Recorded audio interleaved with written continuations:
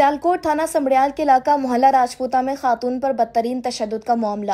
Sialkot information سے مدثر رتو کی report کے مطابق تھانہ سمڑیال کے علاقہ محلہ راجپوتہ میں خاتون پر تشدد کرنے والے ملزم سبحان ول ظہیر کے خلاف تھانہ سمڑیال میں مختلف مقدمات درج ہیں، جس میں ملزم نے عدالت سے عبوری ضمانت حاصل کر رکھی ہے۔ بعد ازاں مدعیہ کے خاوند کی درخواست پر صلح کے لیے دباؤ ڈالنے اور دھمکیاں دینے پر مقدمہ درج کیا گیا، جس میں ملزم کو گرفتار کر کے جوڈیشل حوالات بھجوایا جا چکا ہے اور مقدمے کا چلان عدالت میں پیش کر دیا گیا ہے۔ ڈی پی او سیالکوٹ فیصل کا کہنا ہے کہ خواتین پر تشدد جیسے بزدلانہ فعل کے مرتکب افراد کسی رعایت کے مستحق نہیں ہیں۔ اس سلسلے میں زیرو ٹالرنس پالیسی پر عمل پیرا ہیں۔